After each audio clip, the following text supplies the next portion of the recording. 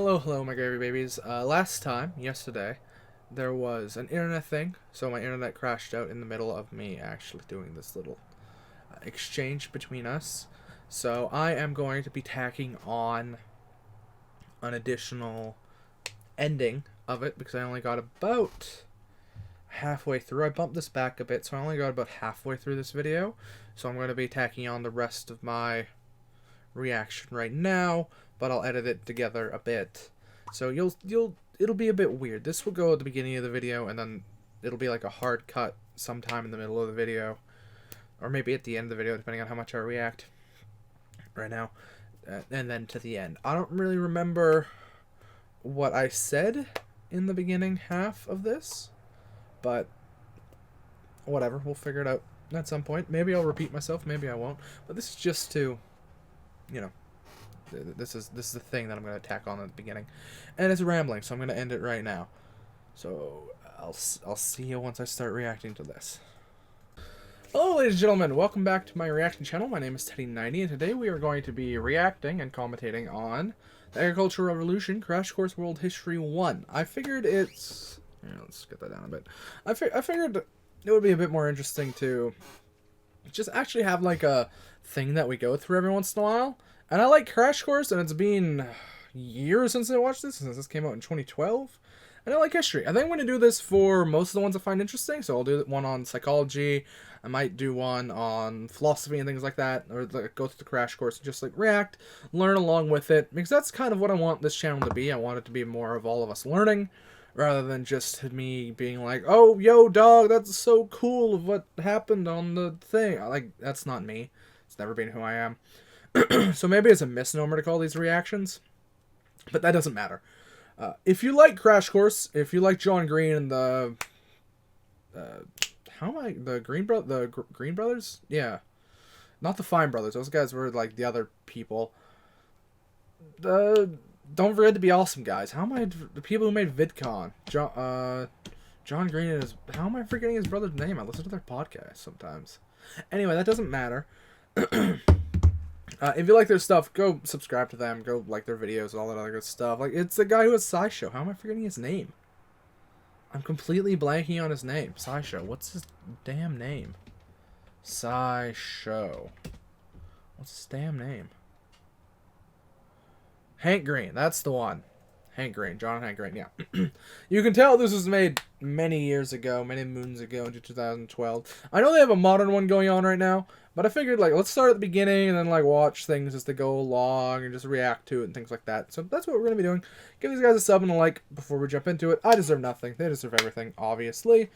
No, let's just jump right on into this, my lovely peoples. Hello, learned and astonishingly attractive pupils. My name is John Green, and I want to welcome... I am an astonishingly attractive pupil. Thank you, John Green. ...welcome you to Crash Course World History. Over the next 40 weeks together, we will learn how in a mere 15,000 years, humans went from hunting and gathering... Mr. Green, is this going to be on the test? Yeah, about the test. The test will measure whether you are an informed, engaged, and productive citizen of the world, and it will take place in schools and bars and hospitals and dorm rooms and in places of worship. You will be tested on first dates, in job interviews, while watching football, and while scrolling through your Twitter feed. The test will judge your ability to think about things other than celebrity marriages, whether you'll be easily persuaded by empty political rhetoric, and whether you'll be able to place your life and your community in a broader context. The test will last your entire life, and it will be comprised of the millions of decisions that, when taken together, make your life yours. And everything will be on it. I know, right? So pay attention. Everything will be on the test. Yeah, it's funny how random factoids come up in conversation, things like that. Like how you can, if you know enough about something, you can just quickly like tie things into other things. Like every time I have a conversation with my friends, it somehow winds back up with either like a historical anecdote or like a psychological anecdote. Like I work at this knife store right now, and we have these like kind of scimitars for sale. It's for like slicing through meat, like so you can like bend around the bone and things like that. And people were talking about how scimitars were pirate weapons, and I'm like, that's not strictly speaking true. That's more movies. Scimitars are recreated on horseback, so it would be an easier slice while you're riding horseback. I actually think it was created by the Arabs for like camel and horseback. They didn't appreciate that little anecdote and taking it away from their whole pirate thing, because I think pirates had cutlasses and more traditionally had boarding axes with like the spike to get through armor and the axe to like get through. Like it would they did use swords, but it wasn't the most applicable thing on, well, sometimes. They mostly used guns. Anyway, that doesn't matter. Let's just jump into the thing.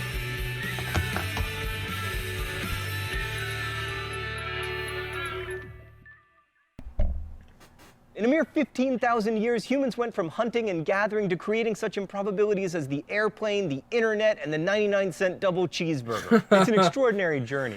I don't think anything's 99 cents anymore. One that I will now symbolize by embarking upon a journey of my own. Over to camera 2. Hi there, camera 2. It's me, John Green. Let's start with that double cheeseburger. Oh, food photography. So this hot hunk of meat contains 490 calories. To get this cheeseburger, you have to feed, raise, and slaughter cows, then grind their meat, then freeze it and ship it to its destination. You also gotta grow some wheat and then process the living crap out of it until it's whiter than Queen Elizabeth I. Then you gotta milk some cows and turn their milk into... White wheat is actually incredibly bad for you. The whole wheat is much better. Hello, snack. Sorry, my rooster's staring at me through the window. cheese, and that's not even... But yeah, white wheat is bad. Whole wheat is definitely the way you want to go. To mention the growing and pickling of cucumbers, or the sweetening of tomatoes, or the grinding of mustard seeds, etc. How in the sweet name of everything holy did we ever come to live in a world in which such a thing can even be created? And how is it possible that those 490 calories can be served to me for an amount of money that if I make the minimum wage here in the US, I can earn in 11 minutes? And most importantly, should I be delighted or alarmed to live in this strange world of relative abundance? Well, to answer that question, we're not going to be able to look strictly at history because there isn't a written record about a lot of these things, but thanks to archaeology and paleobiology, we can look deep into the past. We're living in a massive state of abundance, and this is an incredibly new thing. So all of the growing pains we have with capitalism, both working on one hand and completely failing on the other, and things like that, and our complete inability to deal with the fact that our technology is rapidly spiraling out of what most people can even understand and consider, with job growth and things like that, and how jobs are becoming a thing of the past with automation, things like that. We're in incredibly new time. It's easy to forget that not even 200, 300 years ago, like, they're still just peasants, like, working in the fields and things like that, as their ancestors did thousands of years ago, with maybe some additional benefits, but not much. Humans have bounced from, like, the early 1900s, boom, to the 2000s. Like, in, like, 100 years, we skyrocketed from horse and buggy to, like, flying planes and cars. We're about to have self-driving, like, we're about to have self-driving cars. It's insane. And it's insane that people are like, oh, well, let's be political pundits about, like, this issue that we've dealt with for, like, there are issues cropping up that we've never dealt with, but it's like, oh, political pundits looking at the past. It's like, no, there's no past to look at. Like, everything from the past doesn't apply to the now, because everything's so much different. Than it's crazy. It's crazy how much changes and how much stays the same. There are books back from, I can't remember what one of them was, but books from back in the day where, like, you read, it's completely off topic for what we're doing, but you look back on some of these books, and, like, some of these issues are the same, like Count of Monte Cristo, obviously the plot, no, but, like, dealing with, like, day-to-day dundrum, like, trying to get your girl to like you, things like things that people have been dealing with forever are still there, but, like, these new things have completely transcended, and there are people being like, oh, we know what's going on. It's like, no one knows what's going on. Things are spiraling out of control so fast, it's insane that anyone's head is still on. Let's go to the thought bubble. So 15,000 years ago... Apologies to the people who don't like me rambling about nothing. I can't, I said I was going to try not to. That's a lie. I'm a rambler. This might not be the channel for you if you don't like rambling. So humans were foragers and hunters. Foraging meant gathering fruits, nuts, also wild grains and grasses. Hunting allowed for a more protein-rich diet, so long as you could find something with meat to kill. By far the best hunting gig in the prehistoric world, incidentally, was fishing, which is one of the reasons that if you look at the history of people populating the planet, we tended to run for the shore and then stay there. Shores and rivers. That's where we usually propagated to. If there was a nice river, we usually went there. If there was a decent coast or alcove, we usually went there. Like China, most of China was along the Yangtze, the Yellow, and other rivers in there. Obviously, the Nile, the Euphrates and Tigris rivers in Mesopotamia. You see different rivers in India, the Indus River Valley, on all the different rivers in the north up here. So it really was coastline and rivers that a lot of people went for. Because food was plentiful. Especially over here, actually. Mostly because there was not a lot of super developed... this is completely off topic. But the coast of Newfoundland, things like that. Because there wasn't any super developed, like, European style or Aztec and Inca and Mayan style civilizations up here. Although the Iroquois were getting close. The Iroquois were pretty much right there. They just got screwed over by the Europeans showing up. But this area, because it was so... both because there weren't many civilizations here, or like mass civilizations that would like mass farm it, and because this area was just incredibly fertile for some reason, with fish at least. This area was a massive fishing hub. Like this entire area, like you could like put your net in the ocean and you would just like pick up massive amounts of fish from all accounts. So that's why there are a lot of civilizations or a lot of cities propagated like right here, even though it doesn't really make much sense. But yeah, that's why there's a lot of different random like townships and things like here. Not only because it's the closest for the Europeans to get to, but also because just this sheer amount of fish that came from here. Life was A, abundant, and B, relatively unlikely to eat you. While we tend to think that the lives of foragers were nasty, brutish, and short, fossil evidence suggests that they actually had it pretty good. Their bones and teeth are healthier than those of agriculturalists, and anthropologists who've studied the remaining forager peoples have noted that they actually spend a lot fewer hours working than the rest of us, and they spend more time on art, music, and storytelling. Also, if you believe the classic of anthropology, Nisa, they also have a lot more time for scootily pooping. True. But the downside that comes with that is massive amounts of famine if you can't find food, small tribal groups. Like, people like romanticizing the tribal lifestyle, but the tribal lifestyle gets you stuck in a certain civilizational category. And for anything to progress in any meaningful way, you have to get agriculture, you have to do these other things to be able to move past sheer hunting and gathering. Because as much as their life was potentially good or better in many ways than some farming cultures, they also didn't have as much advancement. They had a lot more ability to just sheerly die out because of a bad year or a bad whatever the case may be. Like they just might not find any animals, or they might not find much food, or whatever it is. But at least with most farming societies, they ended up building granaries and things like that. So when starvation did happen, theoretically at least, more people would be able to go and things like, or get fed and things like that. And that's why cities ended up becoming much bigger than just small tribal little huts and things like that. That's why I said this in a previous video, but my general cutoff of civilizations is some type of writing system or some type of organized government beyond just tribal chief and things like that. So writing system and or extraordinarily complex civilization like the Mayans and the Aztecs. The Incas had a writing system. It was just not writing. It was the knot things. I can't remember what those are called, but they had one. But yeah, so obviously tribe hunter-gatherer lifestyles, there are some benefits to it, but there are so many more negatives that, in my opinion, honestly, it isn't disingenuous to call their lives brutish and short, because people's lives were brutish and short up until, well, honestly, there are a lot of people's lives who are still brutish and short. Is it harsh brutish and short? Whatever. But, like, if you, like, up until, like, the 1800s or 1700s, it was the exact same thing. It was the harsh, brutish, and short. So, it's really only recently that lives have gotten demonstratively better. What? I call it scootily pooping. I'm not going to apologize. It's worth noting that You shouldn't apologize for scootily pooping. the cultivation of crops seems to have arisen independently over the course of millennia in a number of places, from Africa to China to the Americas, using crops that naturally grew nearby: rice in Southeast Asia, maize in Mexico, potatoes in the Yeah, the potatoes in the Andes are crazy. They would bury the potatoes under the earth. Oh, that was my cat hissing. I was wondering what that sound was. One of my cats is bothering my other cat. Mia, stop bothering him. He's sleeping. Go away.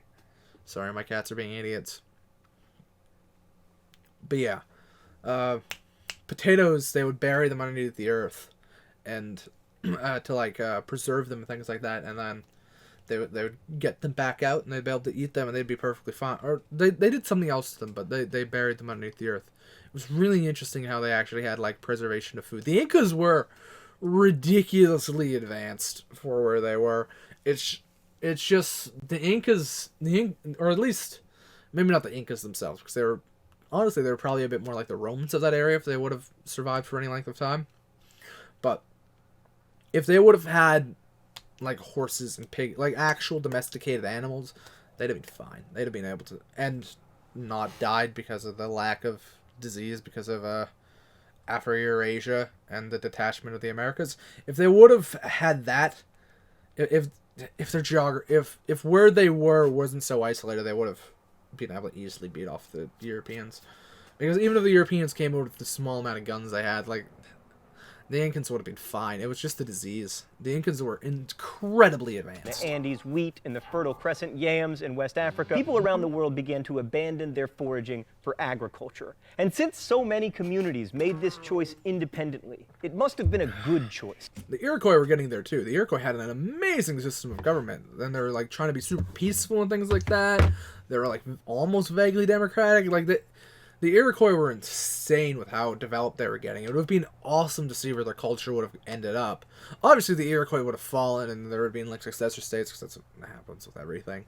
But it would have been interesting to see where that culture would have ended up if the Europeans wouldn't have, YOLO'd into the North American server. Right?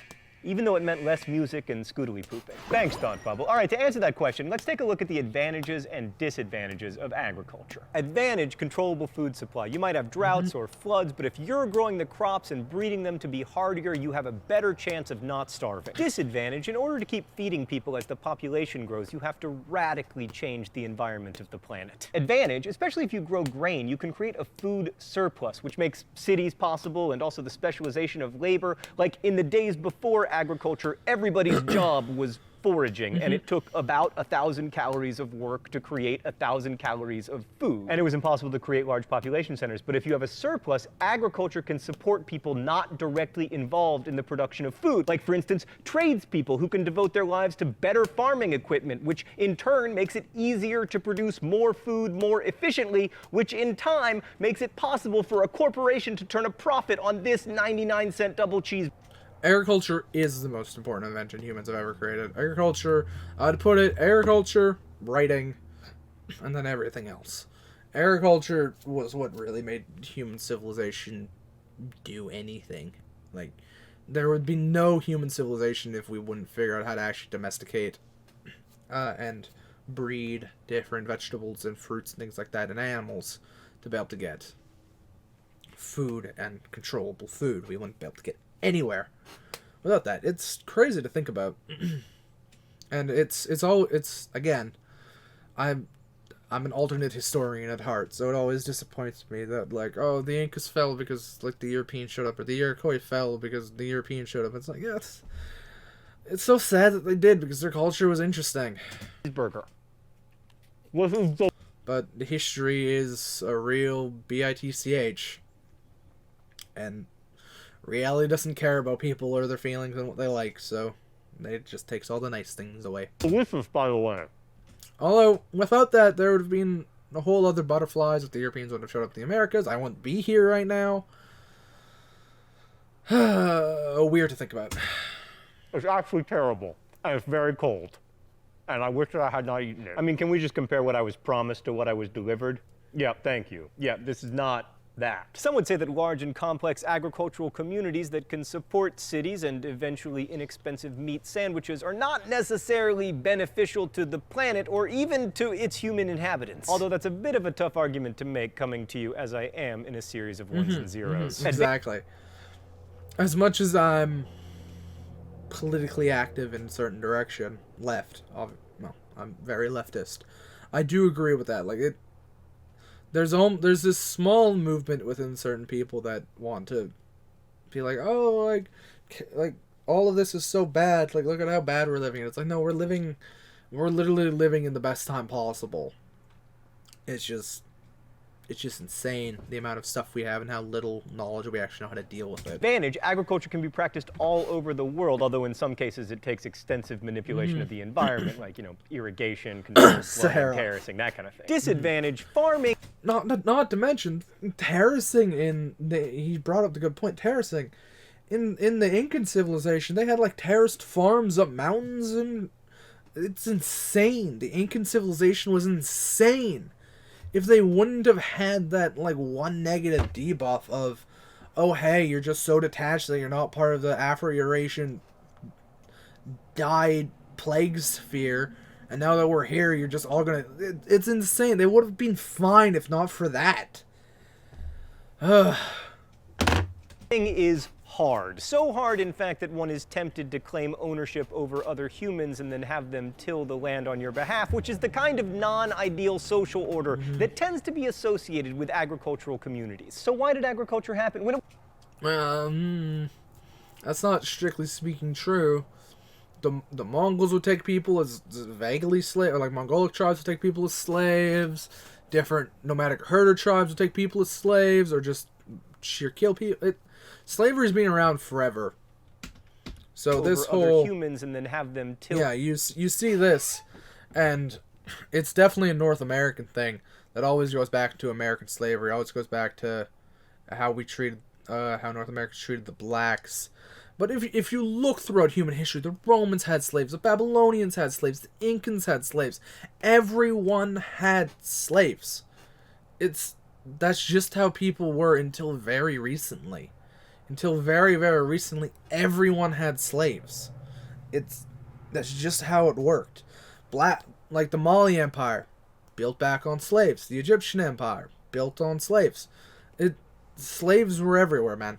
So there is and he is talking about how agriculture decides to do this, but I don't know. It always bothers. It's this North American thing that always brings it back to American slavery, when it's like everyone had slaves.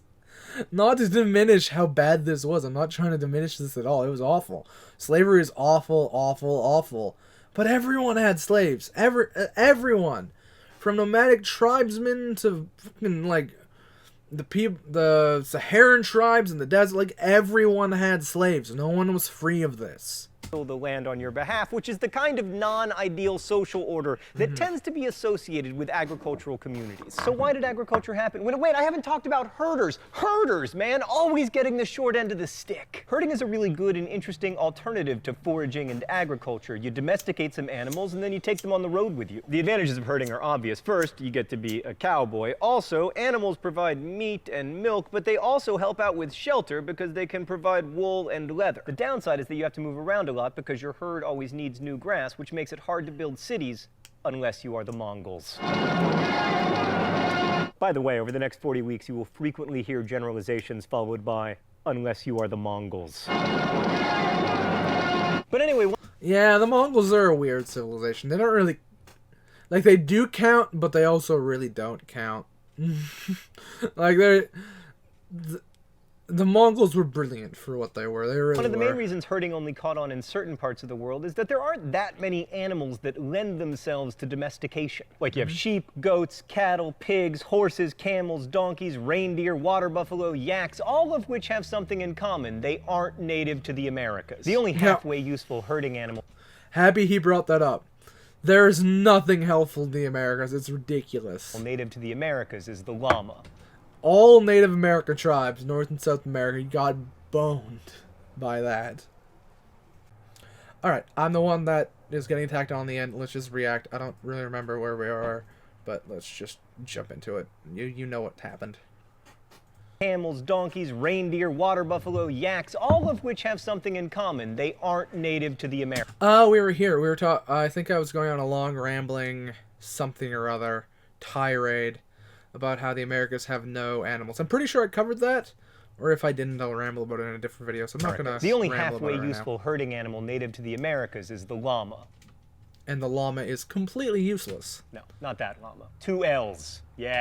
I mean, people also count, and technically, weren't like there's giant elk and things like that could have been domesticated. It just was hard. Yes, that llama. Most animals just don't work for domestication. Like hippos are large, which means they provide lots of meat, but unfortunately they like to eat people. Zebras are too ornery. Zebras are a-holes. Grizzlies To quote CBG Gray, zebras are assholes. have wild hearts that can't be broken. Elephants are awesome, but they take way too long to breed. Which reminds me, it's time for the open letter.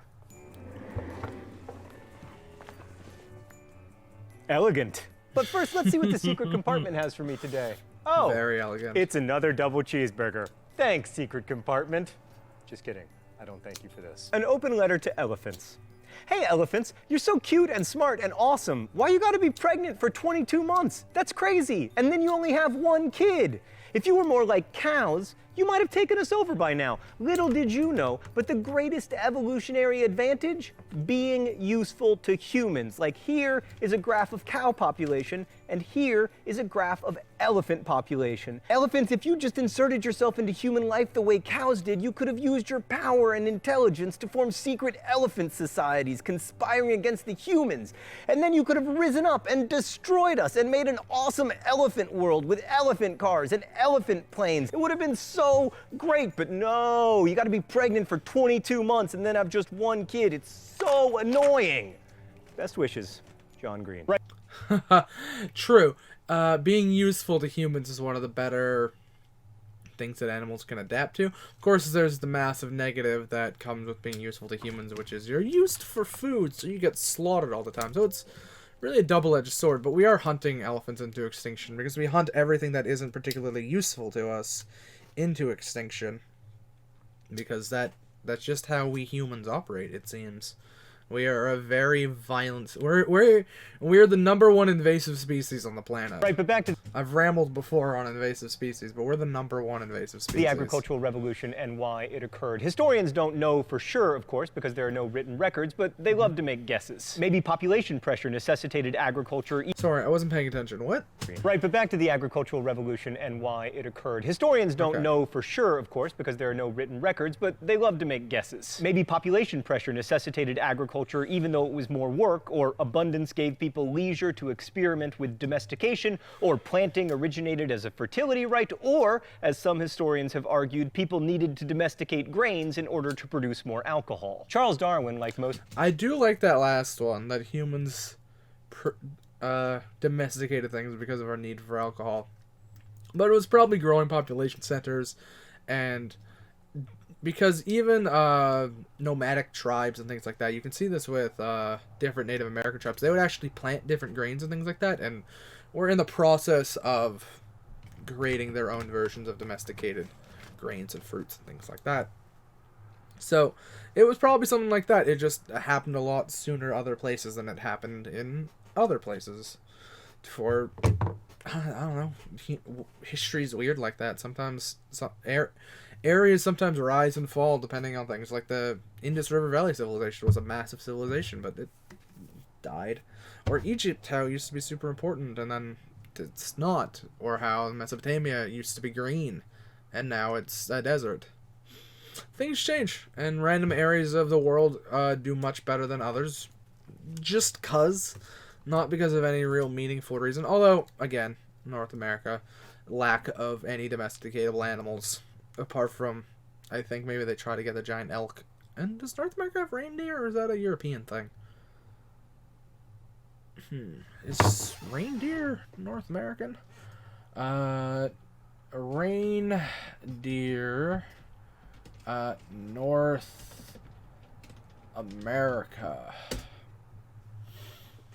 Reindeer, also known as the caribou. Yeah, caribou could have been domesticated, I believe. I believe there were attempts, and it's possible. Why weren't caribou domesticated? So I don't know how to spell. Caribou. Why weren't caribou domesticated? I know there's a reason. I know I've looked this up before. Domesticated. Why weren't can caribou domesticated? Can be found. Have never been domesticated. Reindeer are slightly smaller and more north. Wasn't there like a possibility for it to happen? Reindeer, or is it just why the lack of domesticated animals? Yeah, here's some. Ooh, what's this? City data. Oh, America pox. Yeah, of course. Lots of different things. Anyway, that doesn't matter. But yeah, I'm pretty sure reindeer are domesticatable. Have already become extinct. Where is it? Migrating thing. I believe they actually are. Domesticate. And herding of semi-domestic reindeer. Domesticated. Distribution and habitat. No. Only decimated and this. I know this is not interesting to you, but this is what I find interesting. This is what I do in my free time. Okay, this... We're not getting anywhere with this. No, here it is. Reindeer husbandry. Reindeer is the only domesticated deer in the world, although may be considered semi-domesticated. I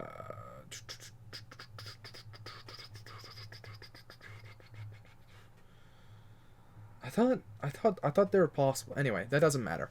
Anyway, North America didn't have any or any animals to get domesticated. 19th century. I go off in tangent. Shut up. Scientists believed agriculture was an accident. I like how I was like to people in the other video being like, "Oh, why do you have to pause so much? And why are your videos so long?" Oops. Saying a wild and unusually good variety of native plant might attract the attention of some wise old savage. Off topic, but you will note in the coming weeks that the definition of savage tends to be not me. Maybe the best theory is that there wasn't really an agricultural revolution at all. Very few people. Well, especially like considering like savage is like, oh, like savage tribes. It's like, no, like civilized nations like the Aztecs and the Mayans, those were savage by many stretches, but they were incredibly civilized, and they had organized religion, organized like language and things like that, and they had made massive structures. Like, they were very organized, but unequivocally they were savage with all their bloodshed and sacrifice. But they weren't the only civilization to be like that. The Assyrians were like that as well. So savagery, a lot of the time, savagery gets anointed to like the traditional like hunter-gatherer. Oh, they're like savages, or like you look at like the majestic savage or whatever it's called that people would say, and how it's like, oh, we were like saving them from themselves, and talking about like North American natives or South American natives or whatever. And it's just like, no, a lot of those weren't nearly as savage as what the Europeans did, or what different like the Romans were savage in many different ways, but they weren't savage. They just weren't as advanced as other people were along the civilizational spectrum. I would consider, if you want to call someone a savage, the Aztecs and the Mayans would probably be one of the top people in the list. But like the Iroquois weren't savage, the Sioux weren't savage. They were just slightly a bit more behind. The Mongols were... You could definitely argue the Mongols and the Huns were savage. The Mongols and the Huns were definitely savages. You can't even argue against that particular vein. Not nowadays. I mean, when they were like conquering, raping, and enslaving everyone. But yeah, it is usually like, oh, those people are savages because they're different. It's like, not really. Sometimes they're just like normal. They're just slightly behind you on the civilizational spectrum, and people who are about your par just lacking in technology. Like if Mesoamerica had resistance to disease, the Europeans wouldn't be able to conquer it as easily, or at all. But well, the Aztecs would have fallen, so they probably still would have conquered them if they showed up at the same time, because everyone hated the Aztecs. The Aztecs were horrible.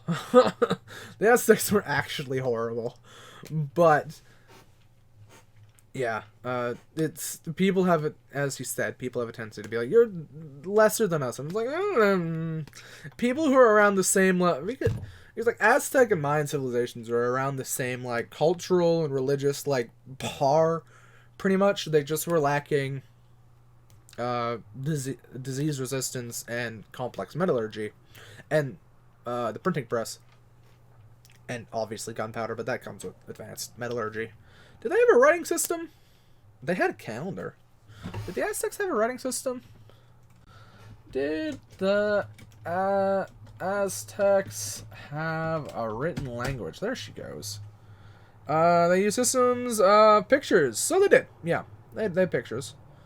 They had the same thing the Egyptians had. Hieroglyphs, or whatever they're called. So they even had written language, yeah. They were exactly on par. They were just lacking complex metallurgy. And if they had it, I know the Incans had it. The Incans had an amazing one, the rope one, which is incredibly fascinating. And if the Aztecs had a written language, the Mayans created it because the Mayans were smarter than they were, and they came around before them. But yeah, it's weird. It's weird how it's like you're like our equal, or like you're like a tribal country and you're so much more savage, and it's like, no, like the civilization that's pretty much on your par is more savage than the noble savage as the British like to treat the North American native, which weren't that savage. And I'm harping on the Aztecs and the Mayans, but that's because we're like, I've been mostly talking about North and South America. Wow, I've been rambling on about nothing for a while. Okay, I'm just gonna let the video play. Hate me in the comments if you will. But that agriculture came out of an evolutionary desire to eat more. Like early hunter-gatherers knew that seeds germinate when planted, and when you find something... Yeah, hunter-gatherers weren't stupid. They just didn't have... A lot of hunter-gatherer tribes just didn't have the population to actually settle down and do this. Like, that... They weren't stupid. The hunter-gatherer tribes aren't stupid, and the moment they learn about agriculture, most hunter-gatherer tribes, if they're not in the frozen wastes of the north like the Inuit or the Siberian tribes or whatever, or in the desert like the how am I forgetting the desert in Africa? I am having the biggest brain fart of my life. The Sahara. Like the tribes in the Sahara and shit, like they had to be migrational. There was no other option. Or the tribes in Central Asia. How it was just one giant flat piece of steppe. And it's like, yeah, then you could agriculture here, but it gets cold. And that's where herding comes around. Or like most civilizations that didn't have that were angling towards agriculture. It's just some of them advanced faster. Something that makes food, you want to do more of it. Unless it's just food, then you want to do less of it. I kind of want to spit it out. Oh, that's much better. So early farmers would find the most accessible forms of wheat and plant them and experiment with them, not because they were trying to start an agricultural revolution, because they were like, you know what would be awesome? More food. Like on this topic, we have evidence that more than 13,000 years ago, humans in southern Greece were domesticating snails. In the Frankfurt cave, there's a huge pile of snail shells. Most of them are larger than current snails, suggesting that the people who ate them were selectively breeding them to be bigger and more nutritious. Snails make excellent domesticated... See, again, early humans weren't dumb. It's just, it was hard to do it, and some grains and things like that were easier to domesticate than others. So you saw where, like, different areas got different types of, like, farming happened in Mesopotamia, China, India, the Indus, did I already say the Indus River Valley civilization? Mesoamerica, South America. But if you look at like North America or Australia, they didn't really have as many good things to like actually use as a domesticatable thing in comparison to other areas, or even if they did, theirs was harder, or whatever the case may be. So honestly, a lot of the Native American tribe just got screwed over by geography. food sources, by the way, because A, surprisingly caloric, B, they're easy to carry since they come with their own suitcases, and C, to imprison them, you just have to scratch a ditch around their living quarters. That's not really a revolution, that's just people trying to increase available calories. Yeah. But one non-revolution leads to another, and pretty soon you have this, as far as the eye can see. Yeah, it's never really a revolution. It's just one advancement, another advancement, another advancement, another advancement, another advancement, another advancement, and then you end up with agriculture or the Industrial Revolution or the printing press or whatever. Like, everything's cyclical. It's just over time it takes so much longer in the past because there's a lot less people in a centralized area learning together and having the food to actually be able to do whatever they want. So it took a long time, and then the circle got smaller, then the circle got smaller, and then the circle got smaller, then the circle got smaller, then the circle got smaller, and now we're just like fucking off the tracks. Historians also argue As that we without are right now. agriculture, we wouldn't have all the bad things that come with complex civilizations like patriarchy, inequality, war, and unfortunately famine. And as far as the planet is concerned, agriculture has been a big loser. Without it, humans never would have changed the environment so much, building dams and clearing forests, and more recently drilling for oil that we can... Unfortunately, those were acceptable losses of what we had to deal with to get to where we are. Now we're trying to deal with the environmental problem. We're trying to deal with all those problems, but unfortunately, agriculture and complex civilizations were needed to be where we are. Like, those things had to happen for us to get here, as horrific as that sounds. can turn into fertilizer. Many people made the choice for agriculture It is what it independently, is, but does that mean unfortunately. it was the right choice? Maybe so, and Yeah, it was, because we wouldn't be here if it wasn't that. Our species probably would have died out. It was the right choice, because without it, again, not this, I wouldn't be making this, you wouldn't be listening to this, he wouldn't have made it. All the horrific things that happen throughout history, for the most part, were required to happen to get us to where we are. Not all of them. Some of them definitely could have been done without. The Holocaust never needed to happen. And other big genocides didn't need to happen. But, I mean, like, the big societal things that happened, like rampant sexism, that was going to come about regardless. Because once we created more complex civilizations, you know, one of the two sexes was going to get absolutely crapped upon. It's how humans work. There always has to be someone on top.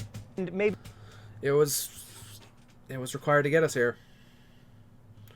We just have to accept the sins of our collective past and accept that every civilization ever had massive amounts of sins and try to make a better world based on the bones of the innocent that were truly spread.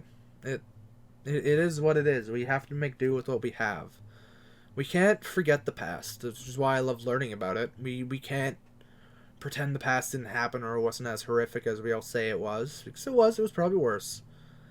But it was needed. As horrific as that is, it was needed to get us to where we are.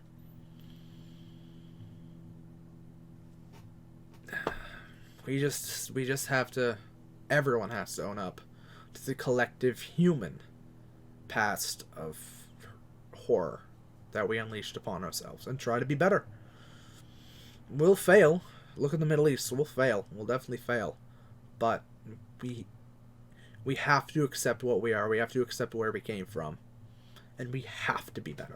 maybe not, but regardless, we can't unmake that choice. Yeah. And that's one of the reasons I think it's so important to study history. History reminds us that revolutions are not events so much as they're processes, that for tens of thousands of years, people have been making decisions that irrevocably shaped the world that we live in today. Just as today we're making subtle, irrevocable decisions that people of the future will remember as revolutions. Next week, we're going to journey to the Indus River Valley. Whoa, it's very fragile, our globe.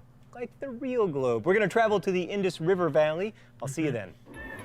Crash Course is produced and directed by Stan Muller. Our script supervisor is Danica Johnson. The show is written by my high school history teacher, Raoul Meyer, and myself, and our graphics team his thought bubble. If you want to guess at the phrase of the week, you can do so in comments. You can also suggest future phrases of the week. And if you have a question about today's video, please leave it in comments where our team of semi-professional quasi-historians will aim to answer it. Thanks for watching, and as we say in my hometown, Quasi-historians. don't forget to be awesome.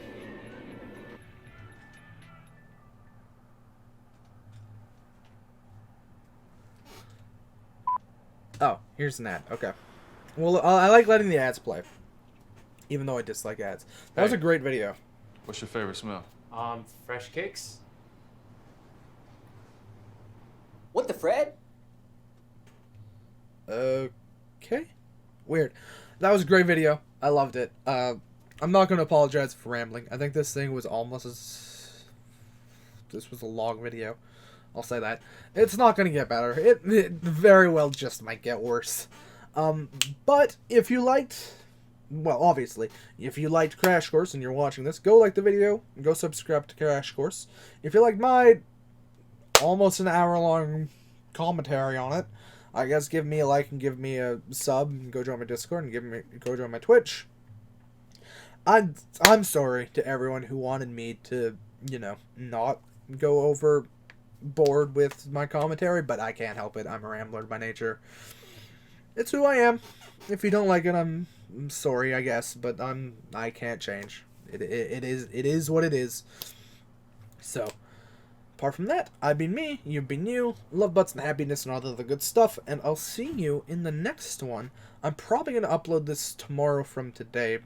Whatever, you'll see it. Cause I have to leave right now. Anyway, bye. I love you. Yeah. Crap. There it is.